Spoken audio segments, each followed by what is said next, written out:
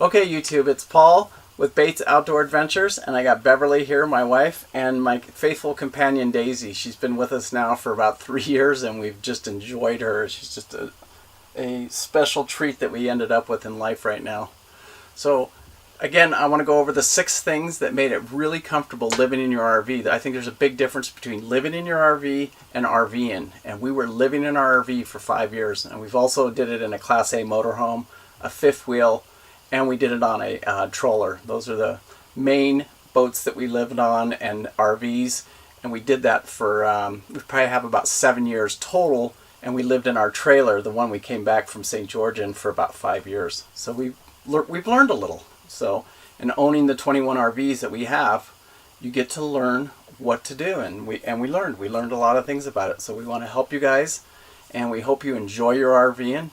So without any further ado, let's get started here. And the 6, I'll start from number 6 and work my way all the way to the number 1 thing you do when you get your RV. So, Bev, you got anything to say? We're just excited for helping out. If we can help you learn anything today, you never know what you can take away. Yeah, and so we're also prepping the motorhome today, so it's a little messy in here. We're prepping it to go to King of the Hammers next week, so we should have some exciting video next week. She's never lived in the RV, though. Sail and Sky were the ones that lived in the RV with us, but they're just a wonderful pet. It's a great breed. They don't shed, and so we've enjoyed them, and this particular one I've got trained really, really well. So I'll start with number 6 and work my way back, but before I start that, I want to tell you that me and Bev over the last 30 years almost have owned over 21 RVs. We've had like 6 boats, 3 sailboats, including a houseboat, a shrimp boat down in the Gulf of Mexico, or Mobile Bay, and we've enjoyed all of them. You know, we've had a couple Class A motorhomes, we've had 3 or 4 pull-behind trailers, 2 fifth wheels. The most recent one, if you follow the channel, is the big fifth wheel that we just had, the 45-foot toy hauler. So now we're currently in a Class C.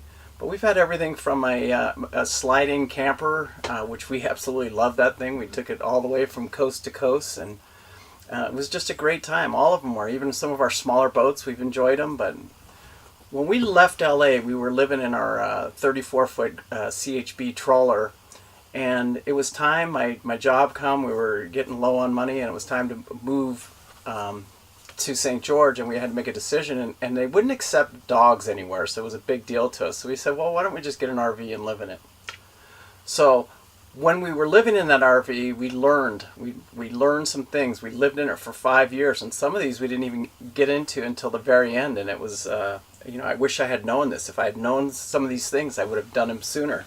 So we're going to start with number 6 here and work our way back. So number 6, the very first thing that you would do is, and I enjoyed this, and it was a lucky find that Bev actually found it for us. So they make a little system, and it's specifically made for your RV, and it's for soft water.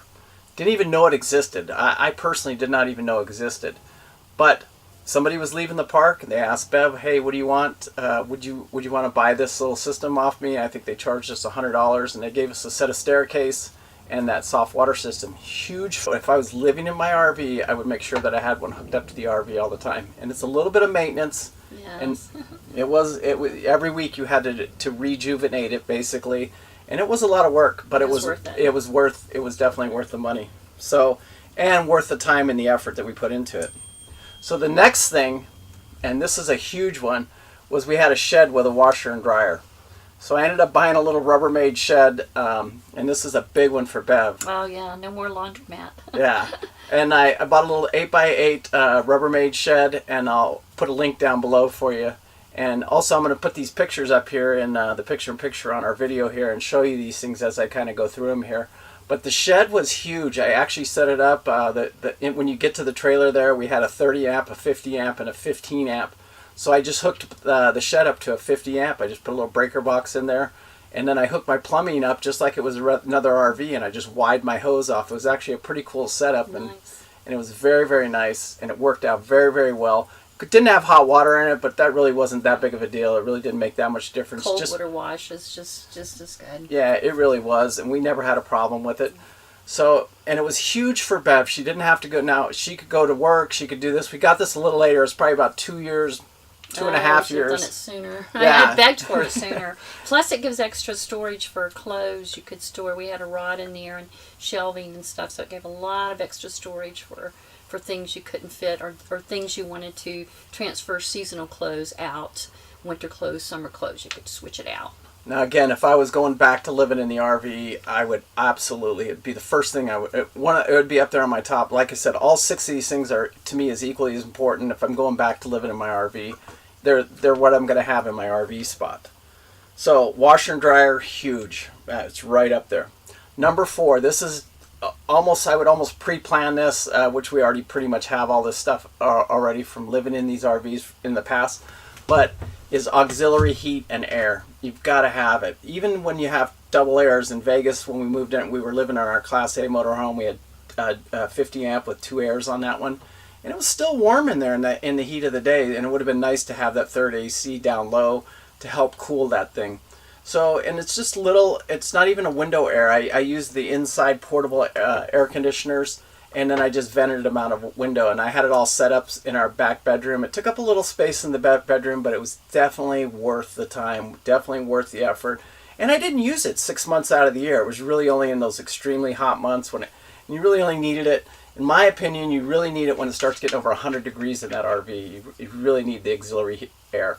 And then in the wintertime, we used an oil heater, and we just had that in our bedroom, and we would just plug that in, and it helped a lot. I mean, the main heat in that trailer did good, but just to help keep it, especially when it got below the freezing level, and it did it for multiple days in a row, it would get fairly cool in there, and the heat would stay on all the time, and you're burning a lot of propane. So we just did it, and it helped out a lot. So that is number 4, and it's very, very important. You should pre-plan that. You should have that all set up before you even do it. Number 3, steps and porch. So the first time when we got there, Bev inherited the steps. Somebody gave us a set of steps, and you don't realize how much you really like that. It makes a big difference. Yeah, in and out. And when you're packing groceries in there, and you make those runs to Costco. We're huge Costco people. So it's just, the steps made it more solid. It made it better ground to get up into the trailer. A little railing. Yeah, and it had a little railing on it, and so you're safer, getting the dogs in and out of the trailer. It was just a better way to go. And typically you can find this, somebody's moving out of the park. I've seen them over there next to the dumpster, people just giving them away. I really have. And then you just do a little refurb on them. But, if you go to Home Depot there and you spend about $200 or $300, you could probably put one together and buy a brand new and putting it together. Huge. Later on, we inherited a big deck. It was about 10 feet wide and 8 feet. And that was awesome. I got to tell you, when I got the deck, it made another whole world, because it almost made another room outside there. So if we did it again, we wouldn't even go with the stairs. We would go right away and just put the porch. And I'd either try and find one used, again, on Craigslist or something like that. But to build one and to build it properly, they're a little pricey. It's about $1,000 for the materials, and that's you doing all the labor. I've done a couple of them over there since then. But the porch was huge. It almost made that extra bedroom. We had electric awning, so we'd just hit that awning button in the evening, and we'd go out there and have dinner. The girls could sit there on the porch, and they had their little beds in there. And I played cards out there with my friends. It was nice. Yeah, the porch was a huge, huge thing. It was just, you wouldn't think that it was that important, but it was nice. And again, this isn't RVing daily. This is when you're living in your RV. We lived in that, and we never really left that spot for about 4 years. But it wasn't attached, so you could pull away. Yeah, absolutely. We could have pushed it away a little bit. It would have been a little bit of work, but...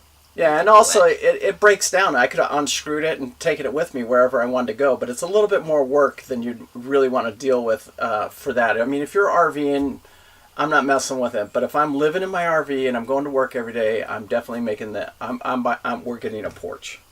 So number 2, and this is probably something that we found out the hard way, and we did it a little bit late in the game. It was probably about 2 to 3 years after living in our RV and experimenting and figuring it out that we figured this one out. Solar screens on your windows. That was the biggest thing. I will never ever live in another RV. It'll be the first thing I do. There's a couple companies now that you can get them on eBay. You can get them on Amazon.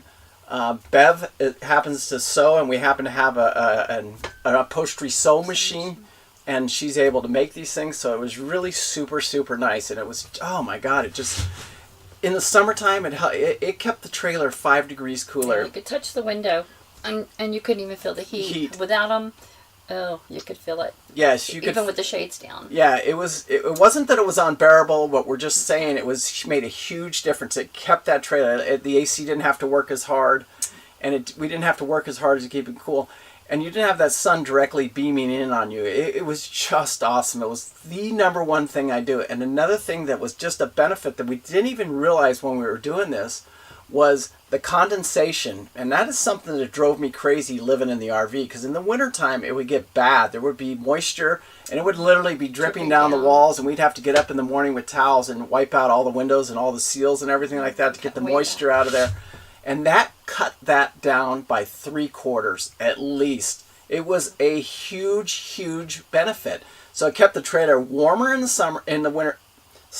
It kept the trailer warmer in the winter and cooler in the summer, and then helped with the condensation. The biggest thing, I'll never do it. I'll probably even add them to the Class C that we're in now, especially if we keep it for a little while. I didn't really make the investment on the big toy hauler because we used it, we camped in it, and we had a great time with it.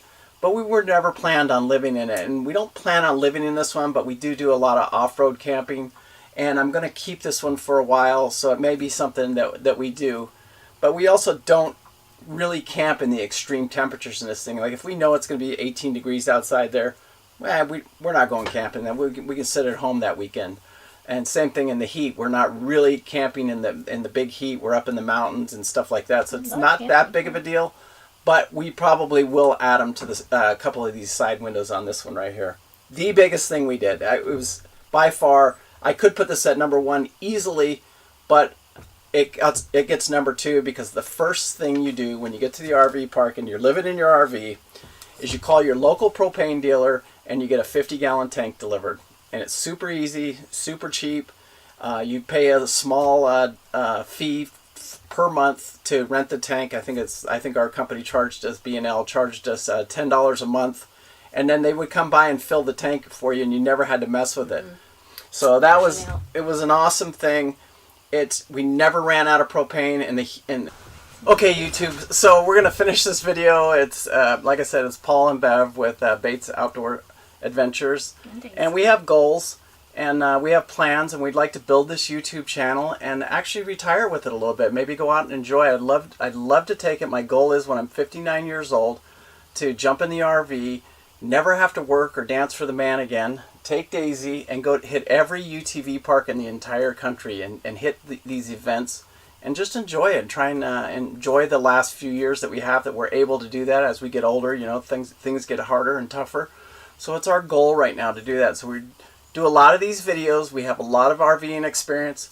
Right now, lately, we've been really ramping up to get ready for just off-grid camping, because we've done a lot of it these last couple of years. We're out at Dumont all the time. St. Anthony's, we stayed at a full hookup park. Nice. Yeah, that was one of our favorites. So far. And then, but we go to Coral Pink a lot, and we're 50-50. You know, sometimes you can't get in the park there, so we're dry camping there. We've dry camped there, and there's other places up there. There's so much camping to do up there at up there by Kanab and Coral Pink. But anyway, we do a lot of dry camping, so we're really working on that. And we really liked the whole off-grid camping thing. It's just a direction that we want to go. We've actually mounted our solar panels up here, and we're working on our battery system and stuff like that. So as we do these things, complete these tasks, we'll make videos of them and help you guys. So anyway, stay with us. Paul and Beverly and Daisy. You're going to say goodbye? Goodbye, Daisy. Good girl. Good girl. All right, peace out. And right now we're getting ready and we're prepping for King of the Hammers. We're excited about that. Next weekend, King of the Hammers. Trip, King of the Hammers. Yay!